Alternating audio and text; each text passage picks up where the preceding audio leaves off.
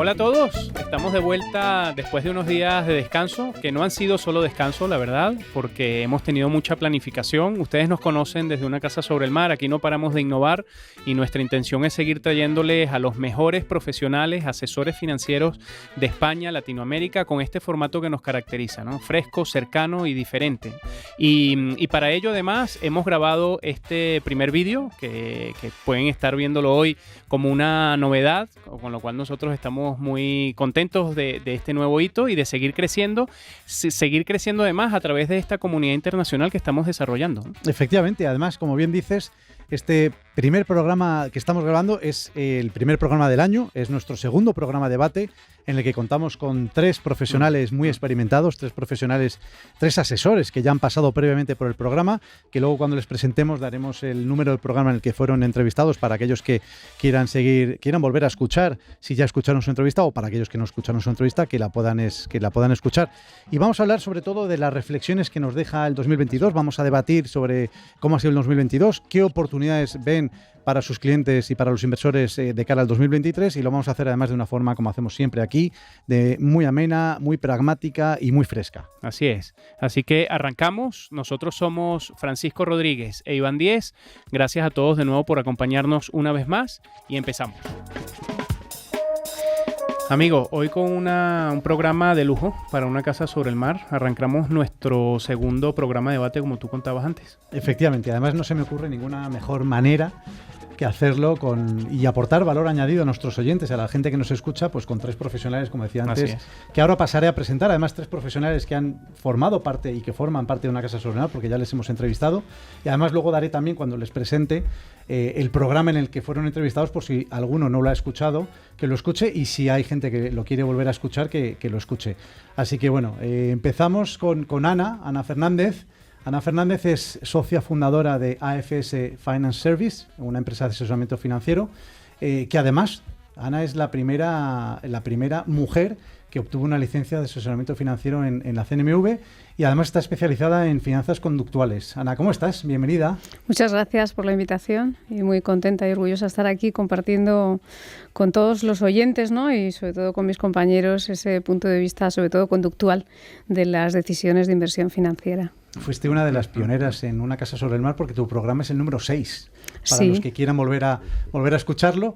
Así que nada, encantados de tenerte aquí, junto con Carlos Farrás, de DPM Finanzas, también una empresa de asesoramiento financiero. A Carlos le hemos tenido no hace mucho, porque Carlos participó en el programa 45, pero teníamos muchas ganas de volver a sentarte aquí, estar con nosotros, porque tengo que decirte que el programa fue muy escuchado.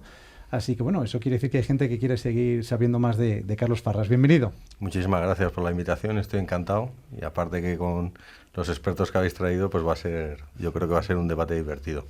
Sí, porque concluimos con, que no por eso es menos importante, con José María Loinaz, que es socio fundador y además director ejecutivo de Sassola Partners, que además empezasteis como empresa de asesoramiento financiero y habéis pasado a ser ya sociedad gestora.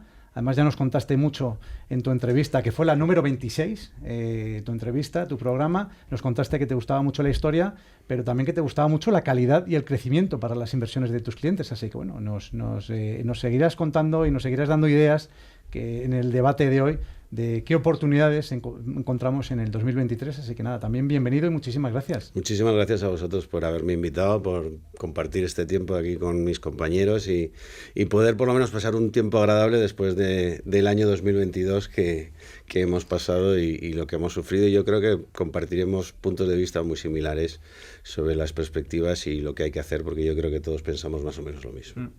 Efectivamente, José María, ya entrando un poco en materia, porque además tenemos muchísimas cosas que comentar esta tarde y queremos exprimirlos ya que les tenemos aquí en el estudio.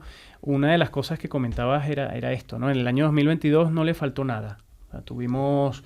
No creo que merezca la pena mencionar todo lo que hemos tenido, porque hay algunas de esas cosas que siguen estando sobre la mesa este año, quizás ya con algo más de visibilidad, ¿no? Sobre algunas de ellas, sobre algunos de esos hechos que marcaron un año tan difícil, ¿no? Para el inversor profesional, inversor de a pie, todo tipo de inversor, porque veíamos el otro día muy pocas clases de activos se han salvado a un año tan difícil como el año pasado.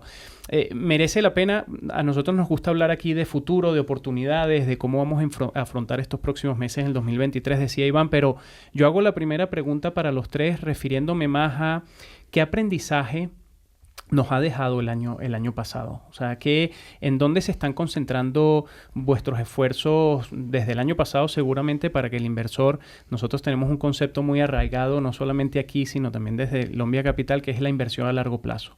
¿Está calando? ¿Cuáles han sido? ¿Cuál puede ser, según ustedes, después de un año tan complicado, ese aprendizaje que podemos trasladar, oye, para el corto, medio, largo plazo, ¿no? Seguramente que ha dejado muchas reflexiones el año pasado. No sé quién quiere arrancar. Si queréis arranco yo.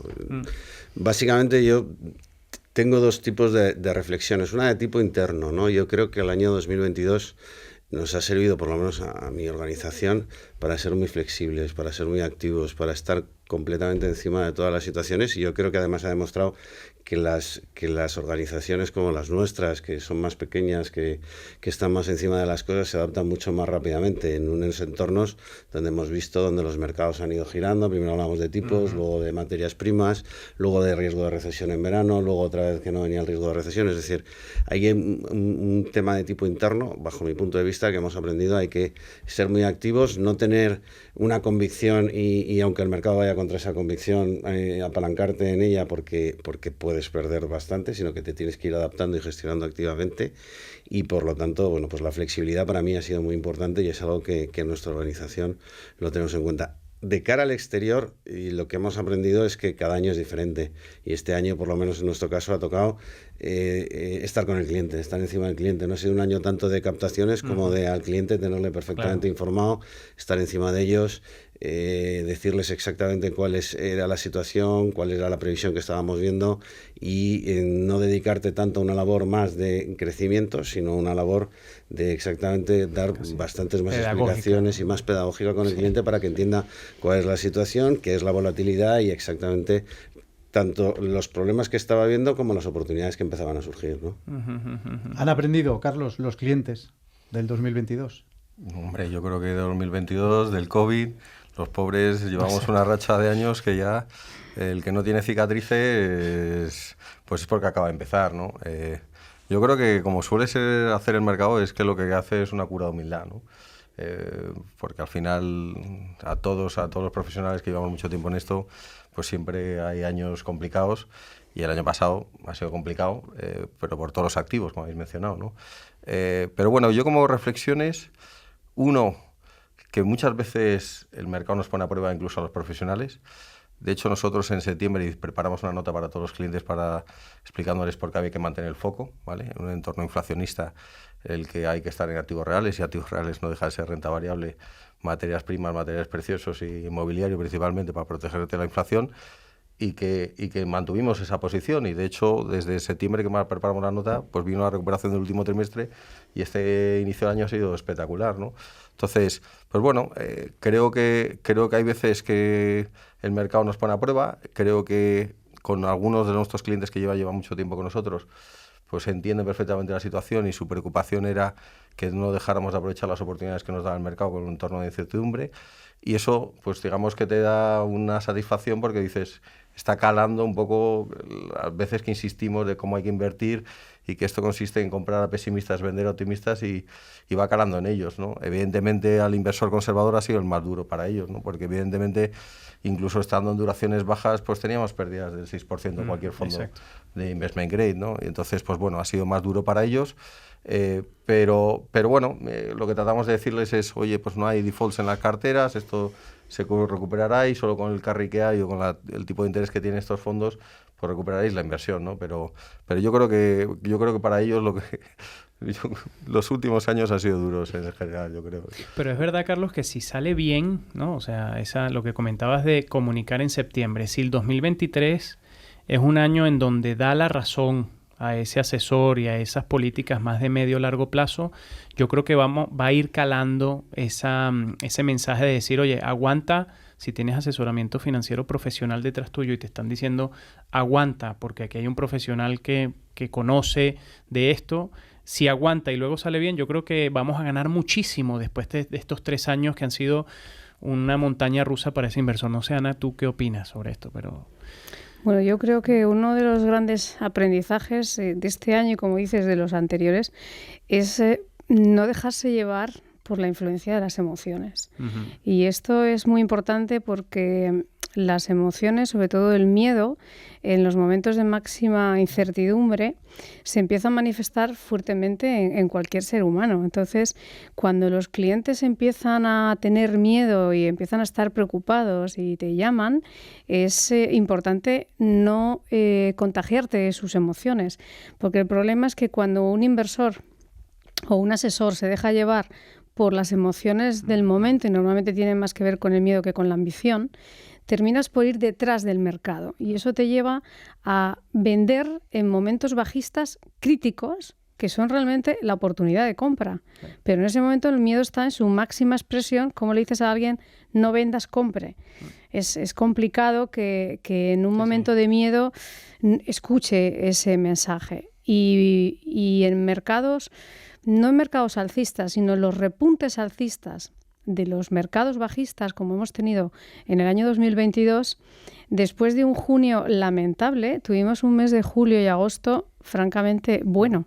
Entonces, ese repunte tan importante hizo que ese cliente que tenía tanto miedo y quiso vender todo en junio, quiso comprar en agosto.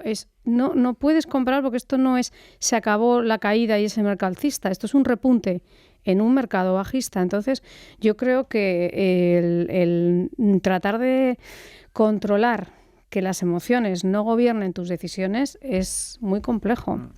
Y por otro lado, para mí otro de los aprendizajes es la impredecibilidad de las cosas. O sea, nosotros somos inversores en oro siempre con mayor o menor porcentaje, porque lo tenemos como una parte del asset allocation de las carteras. Y este año, en febrero de 2022, antes de que ocurriera el tema de Ucrania, nosotros compramos bastante oro y cubrimos carteras porque la situación venía compleja. Porque el oro es un gran refugio contra la inflación y en tiempos de una posible guerra, pues evidentemente es un valor refugio. Que el oro no hiciera nada en 2022, cerrara en negativo en torno de un 0,5, con una volatilidad de +9, -9, realmente no hay respuesta para el cliente. Sí. ¿Y qué ocurre aquí? Que el cliente conservador ha perdido dinero, pero no solo el que ha tenido renta fija de corto plazo, es que el que ha tenido oro como refugio, si lo ha tenido cubierto de divisa, tampoco ha ganado dinero, porque el único ganador del 2022 fue la divisa dólar. Con lo cual yo creo que esos dos aprendizajes para mí han sido muy importantes en cuanto a tratar de que la próxima vez no es que no suceda, sino que te suceda cada vez menos, que trates de controlar más la emoción. Sí, pero bueno, también hay lados positivos, ¿no? No, sí. y hay una cosa, lo que tú dices es interesantísimo, porque cuando tomas decisiones contrarias al mercado o a lo que está haciendo tu cuñado, genera dolor físico, ¿no? Al inversor. O sea, no solamente es un bias psicológico, sino que genera dolor. Dice, oye, el mercado está a un 15, un 20, un 30, dependiendo del activo que esté siguiendo. Voy a comprar y se te revuelve el estómago, ¿no? Entonces, claro, ahí está la labor, ¿no? Y por eso... Pero ahora que comenta eso, Ana, me recuerda perfectamente, no sé si fue en 2017 o 2018, que con una posición que teníamos en oro, que pasó lo de Turquía y demás, y entonces habíamos incorporado también oro para proteger las carteras, y bajó en el mes de agosto, además durante las vacaciones, un 15% el oro y un 30% las mineras. Y yo me acuerdo que algún cliente nos decía, oye, pero esto lo habéis metido para proteger la cartera. Pues, digo, porque claro, la teoría pues la sabemos todos, y lo que tratas de hacer en ese momento es recordarle el racional. Y además le dije, oye, este dinero es para ponerte a trabajar y no estar tú perdiendo el tiempo durante tus vacaciones en preocuparte por esto, ¿no? Y al final lo único demuestra es que al final tiene que haber cierta confianza en el asesor y lo que le está diciendo, y el racional, por qué estamos aquí y tal, porque es que el mercado lo pone a prueba y de hecho me acuerdo de preparar una pequeña nota y que la caída del mercado era porque un hedge fund americano se había puesto corto en agosto en el oro y en el cobre. Y en concreto esa caída del oro duró 15 minutos. Imagínate. 15 minutos. Algo con que lo no cual, controlas porque en la viví, absoluto. porque yo siempre estoy invertida en oro. Y claro, cuando ya ha hecho menos 18, realmente es que te ha cogido dentro. O sea, ya no puedes salirte ni salirte mal. O sea, hay que también tener conciencia de que las posiciones cortas pueden causar mucho dolor sin tener sentido común, porque es una posición corta. Y contra eso los asesores no tenemos la bola mágica de saber cuándo el mercado se va a poner corto. Y muchas veces no tiene por qué ser una mala inversión, porque muchas veces los inversores ven, tú te has metido, como decías, en oro, oye, cae en un día un 18%, eso no quiere decir que sea una mala inversión.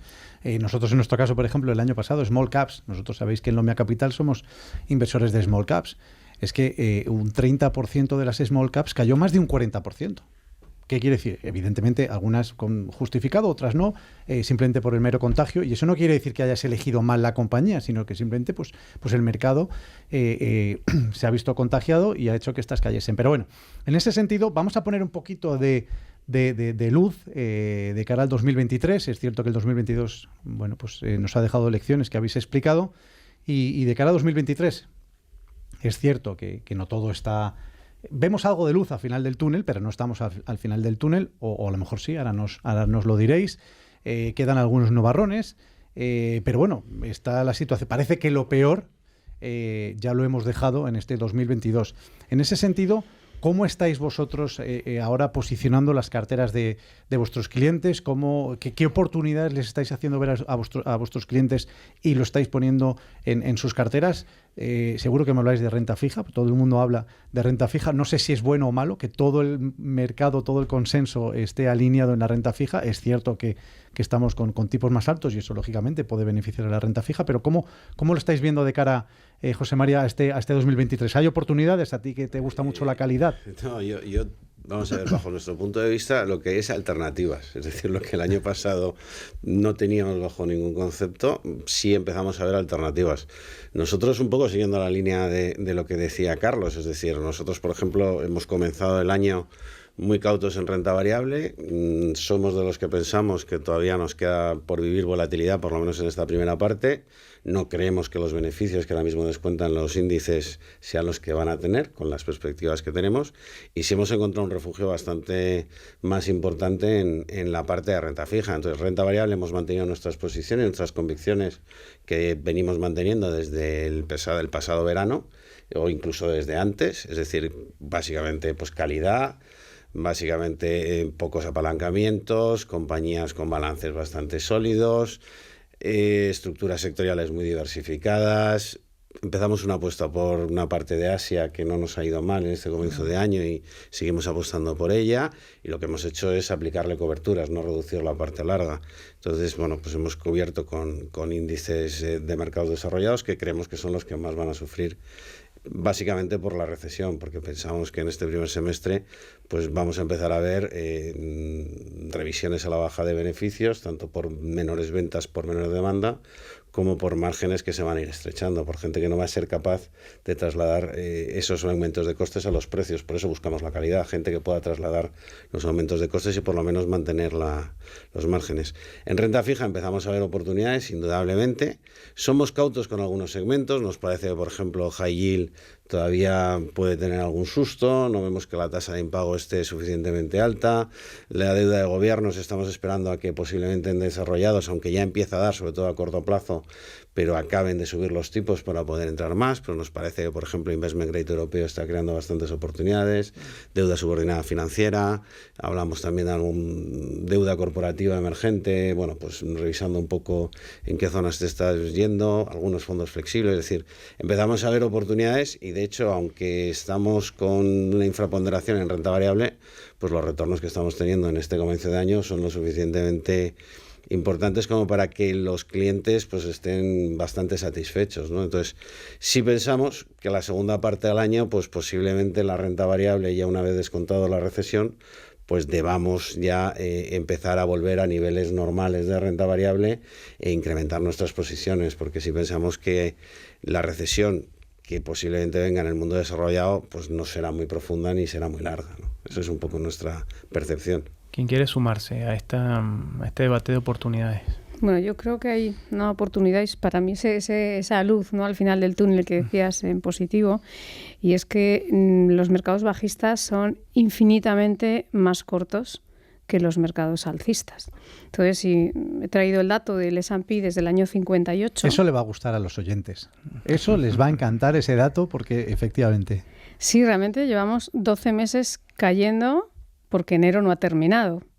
Sí. Lleva una gran subida, pero no sabemos cómo terminará. Pero dicho esto, en el año 2008 fue la crisis más larga, el mercado bajista más largo, y fueron 17 meses cayendo, que llevó al S&P a un menos 57%. Tú hablabas de empresas small caps que habían caído un 40%. Todavía puede haber todavía margen de caída para llegar a ese 57, 60 hasta el 80 que vimos en Netflix en el año 2022.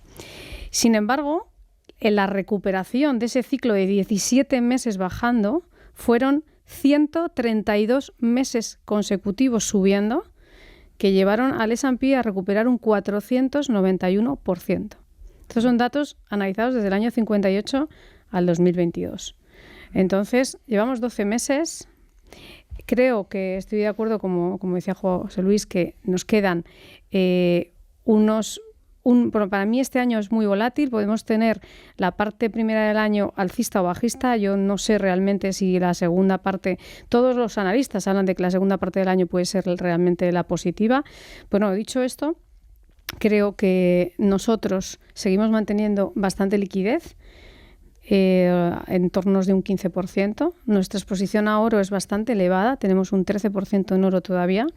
Es verdad que estos 2 últimos meses el oro ha recuperado de forma considerable. Tal vez esa parte de China, ¿no?, que el Banco Popular chino ha comprado 62 toneladas de oro para sus reservas en estos últimos 2 meses, tenga algo que ver, porque es una cantidad importante de seguramente subida. Algo ha hecho, sí. Sí, entonces, bueno, nunca se sabe, ¿no?, qué hay detrás del oro para que suba o baje. Y luego la parte de renta fija, nosotros ya en noviembre hemos empezado a tomar posiciones de renta fija a largo plazo, investment grade. Entonces, dependiendo del cliente, tenemos exposiciones entre un 10 y un 40% de renta fija ya investment grade, duración 3 a 7 años, diversificada. El high yield todavía, la parte de renta fija high yield de corta duración no estamos entrando, porque creemos también que si los resultados de las empresas y los beneficios empiezan a traer esas noticias que todo el mundo espera que van a ser a la baja, que ocurre también que si todos esperamos unas noticias negativas y el mercado saca a la luz unas noticias menos malas, el mercado lo valora de forma positiva. Con lo cual ese factor psicológico de que las noticias sean menos malas de lo esperado puede hacer que todavía el mercado alcista tenga un poquito más de apoyo. Y en la parte de renta variable estamos bastante cautos. O sea, tenemos una exposición de un 30, pero tenemos una parte cubierta porque creemos que efectivamente tiene que haber muchas oportunidades de compra. Entonces, yo creo que es un año muy bueno para comprar en las caídas, claramente. Un año muy bueno, Carlos, de gestión activa. ¿Puede ser?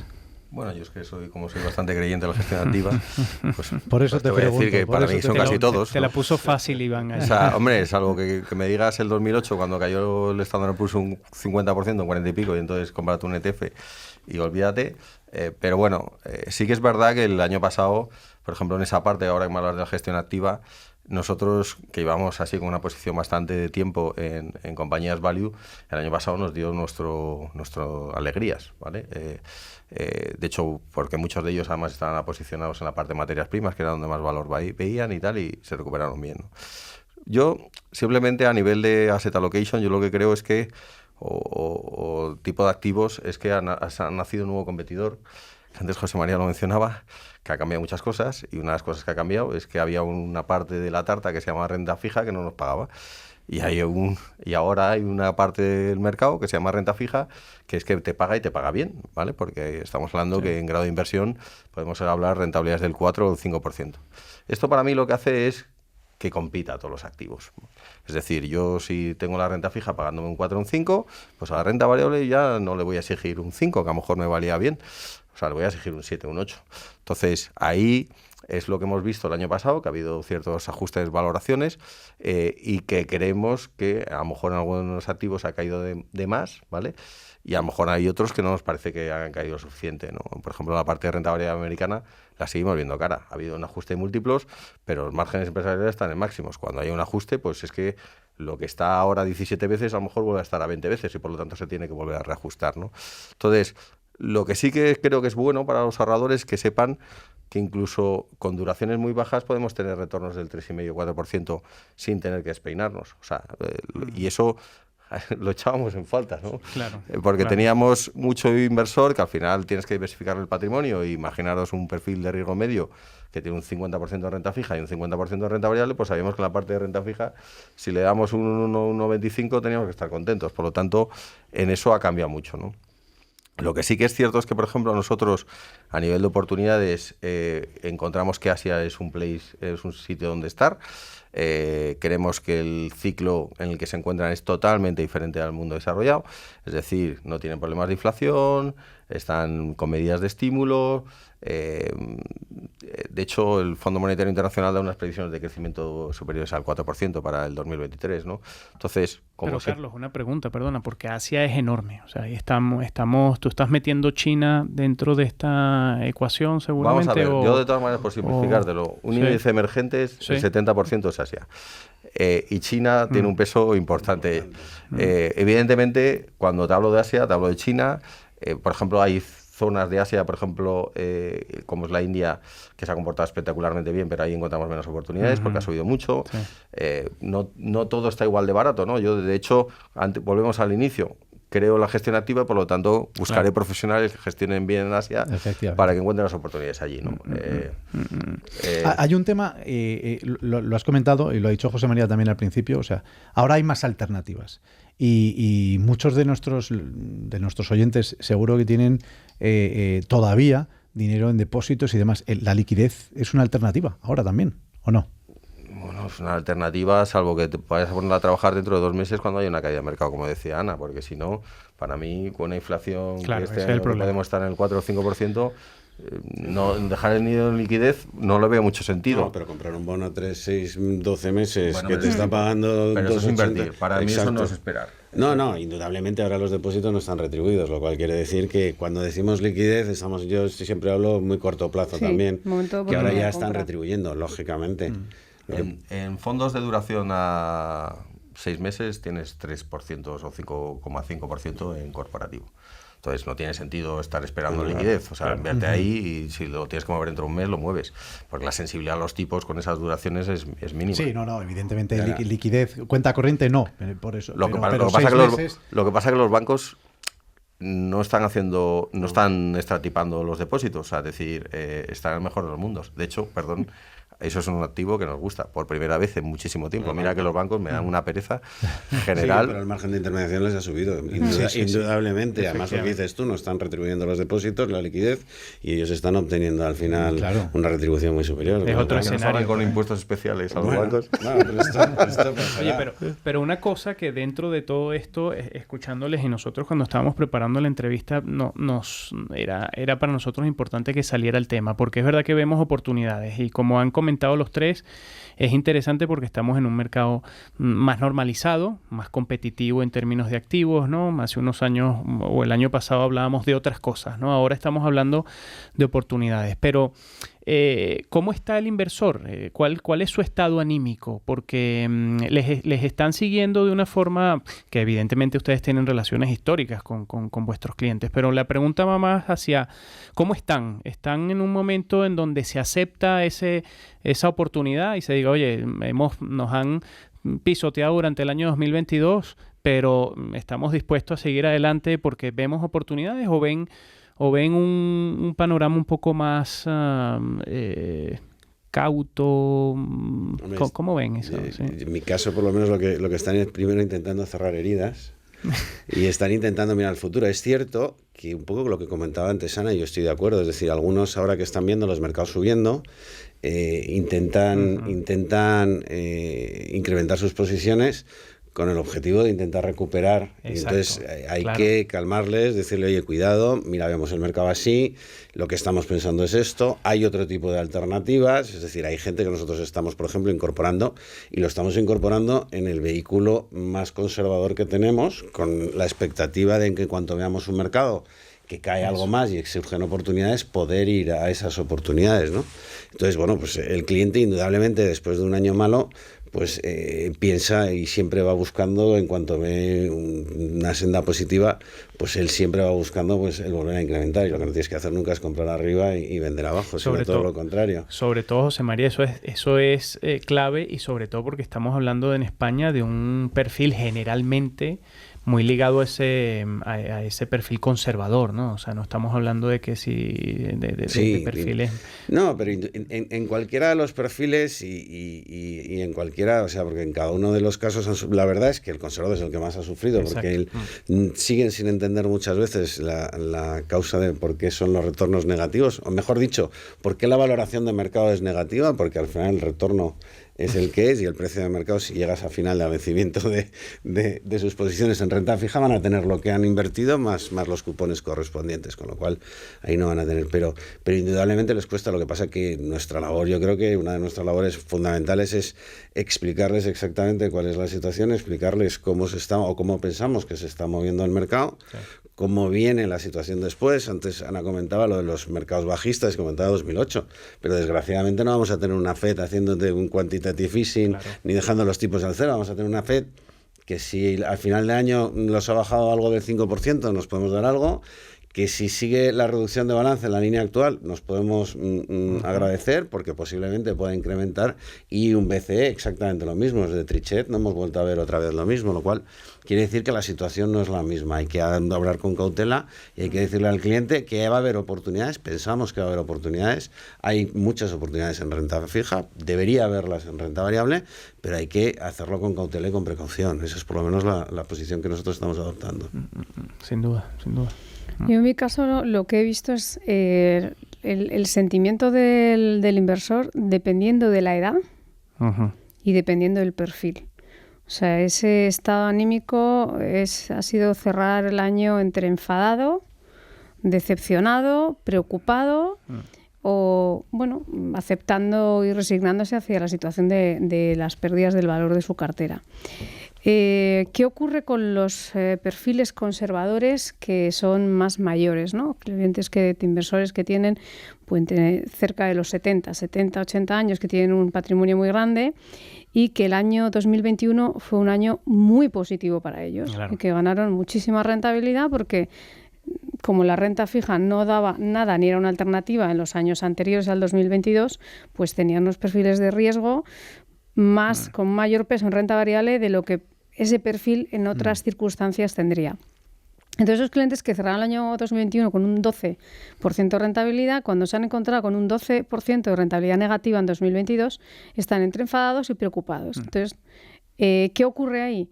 Que esos sesgos cognitivos, ¿no? por traer las finanzas conductuales a la mesa, ese efecto de dotación, que es uno de esos sesgos que está vinculado con la tendencia a creer que lo que tú tienes ya es tuyo, cuando realmente no estás perdiendo tu patrimonio. O sea, ellos te lo verbalizan, es que tenemos unas enormes pérdidas.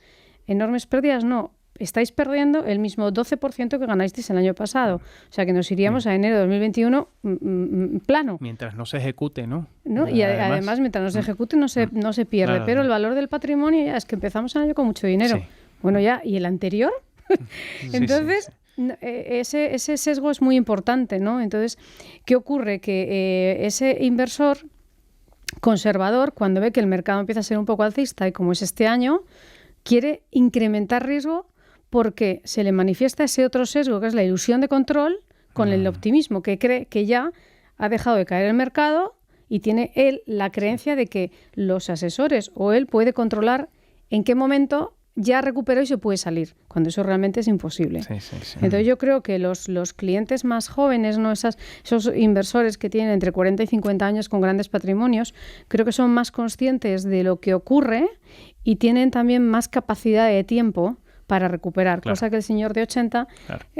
La preocupación la tiene precisamente ¿por qué? Porque no tengo tanto tiempo para esperar a que esto se recupere en el medio plazo. Sí. Mientras que el de 50 ve con claridad que es un momento y una oportunidad de mercado que hacía muchísimos años no teníamos, porque alternativas de inversión como hay ahora, hacía muchos años que no había. Sí. Entonces yo creo que depende del perfil del cliente. Entonces yo creo que hay que tener en cuenta esos sesgos cognitivos que nos llegan a tomar decisiones y esa aversión a las pérdidas que está en prácticamente todos los clientes conservadores, con esa ilusión de control unida a ese pesimismo optimismo que dirige los mercados alcistas y bajistas. Entonces, no es solamente que los asesores podamos interpretar los datos financieros y transmitírselos al cliente, es que el cliente también escucha la información con ese sesgo de confirmación de voy a escuchar de lo que me cuentas lo que me interesa creer. Claro. Porque lo que no me interesa creer, hacemos realmente esto es una atención selectiva. Lo desecho, sí. Y entonces desecha la información porque no la está oyendo pero no la está escuchando. Sí. Entonces, todo esto ocurre en el cerebro humano. Entonces, los clientes son seres humanos como nosotros, tenemos cerebros, cada uno el nuestro, y nuestras creencias y nuestros sesgos se manifiestan pues dependiendo de cómo somos cada persona. Por eso el cliente conservador es conservador, pero ¿cuáles son sus experiencias? ¿Cuáles son sus miedos? ¿Qué sesgos tiene? Entonces, yo creo que es muy importante analizar a cada inversor. Entonces, yo creo que este año, a medida que el mercado sea alcista, pues los conservadores afortunadamente van a poder tener carteras con rentabilidades altas solo teniendo una buena cartera de renta fija diversificada. Si le damos rienda a Ana aquí, nos monta una masterclass de finanzas conductos. Es que te iba, y aquí gratis, te iba a decir, en el estudio. Te iba a decir que seguro que el año pasado, porque tú eres los que hayan escuchado tu entrevista habrán descubierto que eres coach profesional. Yo estoy convencido que el año pasado tuviste muchas sesiones de coaching con tus clientes, seguro. Sí, pero es curioso porque en cada reunión, a pesar de llevarle la historia de los mercados bajistas y alcistas y tratar de no solamente hacer coaching y tratar de que entiendan el mensaje, sino que una vez que lo han entendido y lo han comprendido, en la siguiente reunión se les ha olvidado completamente. Es decir, esa creencia y esa confirmación de que solo escuchan lo que realmente quieren escuchar. O sea, cuando tú les dices en marzo de 2022, este año vamos a acabar en negativo. Cerrar en negativo no era una sorpresa, yo ya se lo dije en marzo, porque el año no apuntaba a ser un año optimista, viendo que hemos empezado el primer trimestre con unas caídas que solo con un nivel de riesgo alto y teniendo en cuenta que el activo de riesgo tenga rentabilidades positivas, no recuperas. O sea, sí, es complicado. Ha sido un año complicado. Daba igual, de marzo a diciembre en todas las reuniones era como el día de la marmota, se repetían las mismas cosas. Entonces sí ha sido un año muy complicado donde es difícil no contagiarte de su preocupación, de su emocionalidad. Y ya sé que no quieres perder, pero si vendemos toda la cartera y la ponemos en un mercado monetario, no vas a recuperar. Entonces, no, desde luego. Es difícil, pero sí, como coach he tenido bastante trabajo psicológico conductual en las finanzas. Bueno, yo creo que toda la industria, sí. Y el que no, ya aprendió. De hecho, sois psicólogos financieros, los asesores. Bueno, yo... Armadores profesionales, digamos. Sí, está claro. O sea, es decir, lo que es un tema de trabajo de confianza, yo, por ejemplo, en nuestro caso, pues es más un tema de que, claro, cuando tienes un inversor con muchos años en muchos momentos diferentes del ciclo y has visto que siempre has actuado de la misma manera, te da mucha tranquilidad.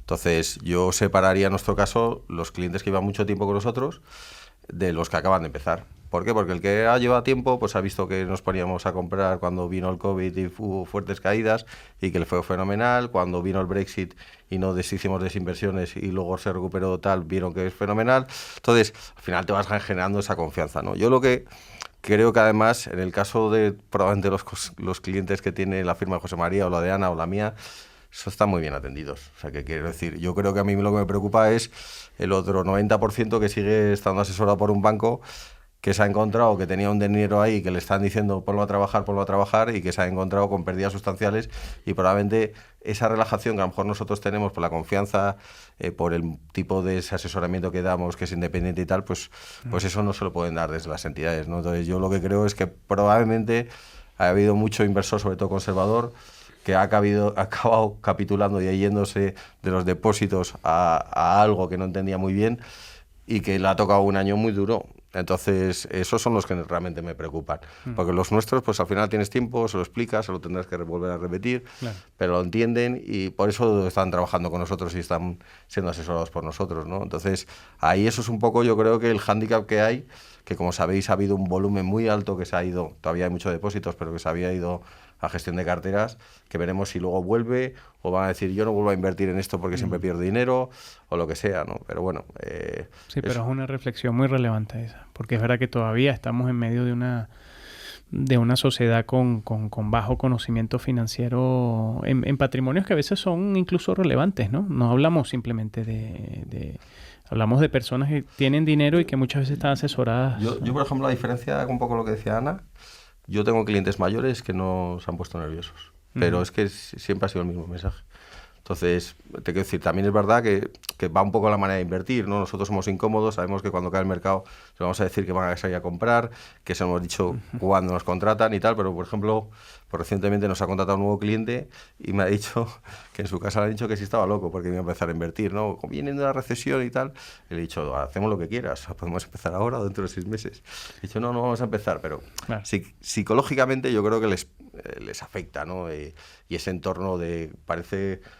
Vamos, ¿cuántas veces oímos el año pasado que venía una recesión y realmente no ha habido una recesión? El crecimiento mundial ha sido positivo en 2022. No, bueno, los resultados empresariales impresionantes. El 2023 llegará, pero que te decir que venimos vendrá el lobo no sé cuánto tiempo. Sí, lo que pasa es que como todas las cosas vienen con retraso, pero vamos, es cierto, o sea, es que la gente tampoco tiene que tener una cultura financiera, yo creo que para eso estamos nosotros, es decir, el problema un poco, yo estoy de acuerdo con Carlos, es decir, en un país donde estamos muy bancarizados, pues acaban teniendo muchos clientes los problemas de los que estamos hablando, ¿no? Entonces, bueno, pues nuestros clientes, pues lo que hemos dicho al principio, ha sido un año de explicarles, de decirles, de argumentarles exactamente pues, por qué hacíamos esta estrategia, como dice Carlos también, pues oye, ya te conocen de muchos años. Sí. Yo tengo clientes que llevamos intentando verles desde verano, y es que dicen que no, que lo que hagamos que está bien. Adelante. Y que tienen mucho lío y que tienen sus empresas, tienen sus cosas y ellos realmente tienen confianza, ¿no? Entonces, bueno, pues toda esa situación, pero bueno, ha sido un año de mucha pedagogía, o sea, eso es cierto. Me lo imagino, seguro. Bueno, pues podríamos estar aquí mucho más tiempo, pero para cerrar el debate, queremos cerrarlo de una manera interesante. Nos gustaría que, a modo de conclusión, cada uno nos completéis estas 2 frases que hemos preparado y así la personalizáis de la manera que queráis. Empieza quien quiera. La primera frase es que en el 2023 no nos falte... Trabajo. Valdría para cualquier año, José María. Eso sí. Pensaba que te ibas a ir por las inversiones, pero está bien. Sí. No, yo creo que el 2023, es decir, yo sinceramente creo que al 2022 lo recordaremos como se recuerda el 2008, se recordaba en el 2014, sí. Hablaba del 2008, pues 2022 lo recordaremos. Ojo, que en el 2008 al final, pues si tú estabas puesto en unos gubernamentales o demás, pues sí habías tenido una salida. Pero indudablemente yo creo que en el 2023 pues que no nos falte trabajo, que no nos falte el seguir con el optimismo, el seguir con las ganas de tirar para adelante, de preocuparnos de nuestros clientes, de preocuparnos de nuestra gente, de seguir haciendo las cosas como las hemos seguido haciendo hasta ahora. Que las reflexiones que hemos hablado al principio nos sirvan como eso, como reflexiones, pero que nuestra mentalidad y nuestra forma de desarrollar el trabajo siga siendo exactamente la misma, que no nos condicione en absoluto todo lo que ha pasado en el 2022. Eso es una de las máximas que tenemos. El viernes tenemos un offsite con todo el personal de la empresa y va a ser uno de los mensajes claves. Es decir, oye, el 2022 son cosas que pasan en el mercado, pero seguimos exactamente con las mismas perspectivas, los mismos objetivos y la misma estrategia y la misma filosofía de empresa, ¿no? Yo creo que ese es un poco el objetivo. Que en el 2023 no nos falte salud, serenidad y visión de futuro para poder hacer buenas inversiones de largo plazo. Apuntadísimo, Ana. Normalidad. O sea, normalidad. Sí, o sea, se acabó la pandemia, se acabó la mascarilla, se acabó las caídas en los mercados. O sea, un año normal, normal. O sea, sin Brexit, sin un ébola que de repente salga, sin Putin de repente diciendo no sé qué. Un poco normal. Yo no normal, sé si eres el que más está pidiendo, Carlos. Normal. O sea, normalidad. O sea, no, ni mucho ni poco, normal. Que ya nos hemos olvidado. En teoría debería ser normal, porque aquí los anormales son cada 2 años, es decir, el 2018 fue anormal, el 2020 fue anormal, el 2022 ha sido normal. Bueno, pues por lo menos el 2023. No sé, pero esperemos. Es que estás preparando una nota de resumen del 2022, la mayor caída en 40 años, no sé qué, la pandemia peor de 100 años, digo, un poco de normalidad. Sí. Oye, y la segunda, sí, para hacerlo también a modo de cierre, que contemos con un asesor profesional va a ser clave este año, ¿por qué? Porque la industria financiera cada vez es más compleja, el abanico de productos financieros cada vez es más amplio y yo creo que todo lo que está vinculado con la regulación de inversión responsable ESG aún es muy desconocida para el inversor y el inversor además tiene claramente ya unas obligaciones de responder cuáles son sus preferencias de sostenibilidad en función de unos reglamentos que desconoce. Con lo cual yo creo que solo por la complejidad de la industria, cada vez es más necesario un asesor financiero. Yo diría que comparto plenamente, o sea, la complejidad, la industria cada vez se está haciendo más compleja, cada vez hay productos más complejos y donde además hay que desentrañarle al cliente exactamente porque tiene muchos problemas.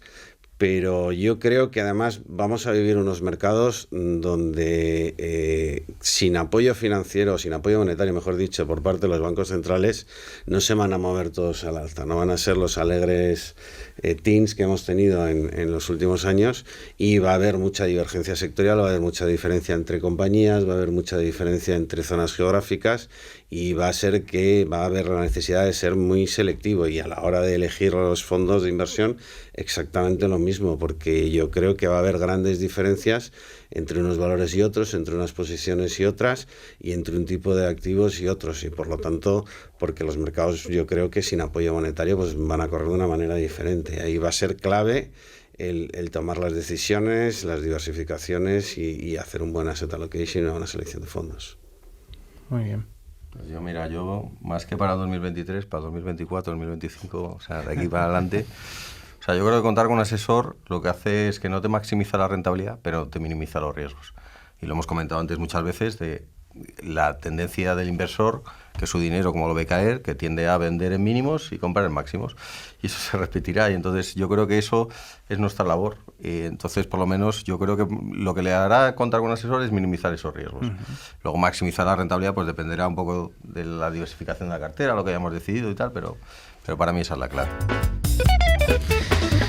Oye amigos, Ana, Carlos, José María, pues hemos culminado nuestro segundo programa de debate. Nosotros estamos muy orgullosos de haberlo hecho, pero además de haberlo hecho con ustedes, porque teníamos muchas ganas de traerles al estudio. Se ha generado aquí un debate que ha volado. O sea, lo que se iban antes, hubiésemos podido estar otras 2 horas con coach, con calidad, con investment, contraria investment, que es lo que sigue Carlos, pero mil gracias por acercarse. Ustedes son parte activa de esta casa desde hace mucho tiempo y ahora lo son más, con lo cual agradecerles mucho el tiempo de esta tarde y que sigamos dando consejos basados en optimismo y en profesionalización para toda la industria, ¿no? Este año.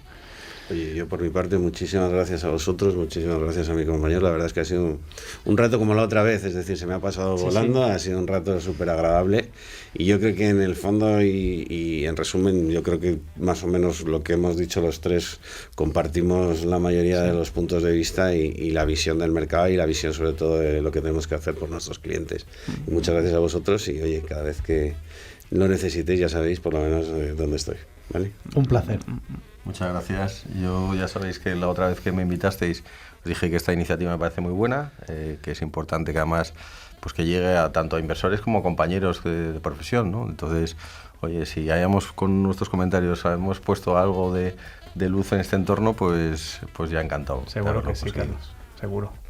Por mi parte, muchas gracias por invitarme y felicitaros por esta iniciativa, porque al final es una forma de hacer llegar la industria financiera de una forma muy amena, y yo creo que los oyentes se quedan con mucho más contenido de lo que hacemos, de cómo lo hacemos, de que somos personas que aquí nosotros, tanto José María como Carlos como yo, estamos muy alineados en empresas muy diferentes, y donde lo que más nos importa de todo esto es el inversor, es la persona, y el poderle acompañar en los momentos, sobre todo en los bajistas, que es donde más acompañamiento necesitan, porque los alcistas siempre son muy alegres para todos, así es que ojalá 2023 podamos vernos a final de año otra vez los tres aquí con normalidad y una gran sonrisa. Con normalidad. Ese deseo está pedido. Claro que sí, hombre. Muchísimas gracias a los tres. Gracias. Muchas gracias. Y aquí acaba nuestro programa Debate de una casa sobre el mar, un programa producido y patrocinado por Lombia Capital. Y por supuesto nos vais a poder encontrar en todas las plataformas de podcasting. Si te ha gustado el programa, por favor suscríbete. Si te han gustado nuestros invitados, vas a poder descubrir más acerca de ellos en nuestra página web www.unacasasobrelmar.com. Y por supuesto, si queréis seguirnos en redes sociales y haceros amigos nuestros, nos podéis encontrar en Twitter, en Instagram y en LinkedIn. Y por último, una novedad, que es que Una Casa sobre el Mar empieza a publicar una entrevista semanal todos los lunes. Así que les llamamos y les invitamos a que nos sigan semanalmente, puntualmente, para nuevos contenidos, ¿ok? Gracias, como siempre, a todos por acompañarnos una vez más, y hasta la próxima.